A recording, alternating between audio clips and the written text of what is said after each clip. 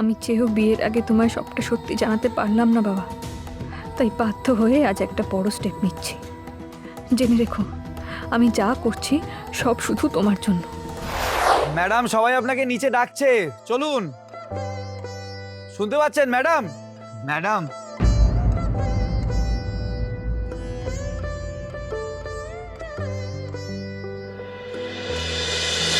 আমার কেমন লাগছে শুভ, বললে না তো? খুব সুন্দর লাগছে ম্যাডাম।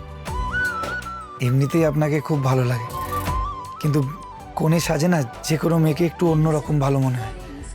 আপনাকেও ঠিক তেমনই মনে হচ্ছে।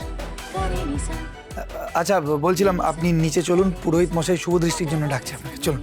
না, আগে আমার তোমার সঙ্গে কিছু কথা আছে। এখন আবার কি কথা ম্যাডাম? ওদিকে বিয়ে শুরু হয়ে যাবে, দেরি হয়ে যাবে, চলুন। এই বিয়েটা হলে শুধু আমার নয়, বাবার উপরও খুব বড় বিপদ নেমে আসবে। তাই পিসিমণি আর মন্দার বাবার কি ক্ষতি করতে চাইছে সেটা আমাকে সবটা শুভকে জানাতেই হবে এক্ষুনি। ম্যাডাম, এখন গল্প করার সময় নয়, নিচে লগ্ন বয়ে যাবে তো। আপনি তাড়াতাড়ি আসুন। না শুভ, আমার তোমাকে এই কথাগুলো বলা খুব জরুরি। প্লিজ প্লিজ 2 মিনিট সময় দাও আমায়। কি ব্যাপার ম্যাডাম, আপনাকে এরকম দেখাচ্ছে কেন? কি হয়েছে বলুন। শুভ, আমি জানতে পেরেছি পিসিমণি আর মন্দার এখনো দাঁড়িয়ে দাঁড়িয়ে কি গল্প করছিস দুজনে? মণ্ডপে সবাই অপেক্ষা করছে। শাওন, তোর শুভ দৃষ্টি হবে তো, চল। শুভ, তোমাকে এখানে শাওনকে ডাকতে পাঠানো হলো, তুমি এখানে এসে দাঁড়িয়ে দাঁড়িয়ে ওর সাথে গল্পে ব্যস্ত হয়ে গেলে। না ম্যাডাম, আমি আসলে কথা পরে, আগে চলো। শাওন, নে পান পাতাটা ধর। ধর, বাইরে পিড়ি ধরার লোক অপেক্ষা করছে। শুভ, শাওনকে নিয়ে মণ্ডপে আসার ব্যবস্থা করো এক্ষুনি। ম্যাডাম, আমি আসলাম। কি করি এখন? ঠাকুর পথ দেখাও আমার।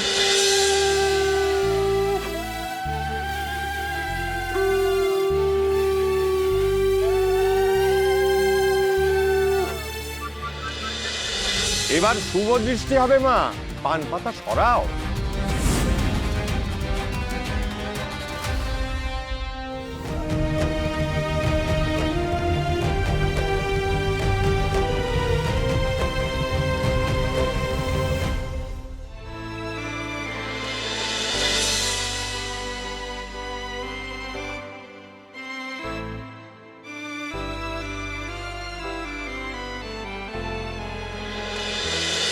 নেশায় তো আমি আছি, শাওনকে ঝাপসা দেখছি, বাট ও নর্মাল থাকলেও ওর চোখের দৃষ্টিটা মিসফায়ার হচ্ছে কেন?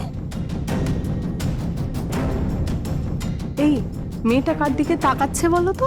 কি জানি কাকে দেখছে, বরের সঙ্গে তো শুভ দৃষ্টি করছে না।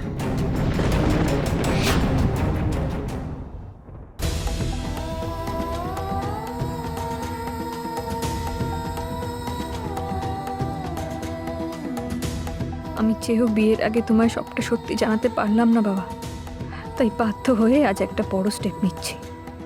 জেনে রেখো, আমি যা করছি সব শুধু তোমার জন্য। তাই পারলে আমাকে ক্ষমা করে দিও প্লিজ।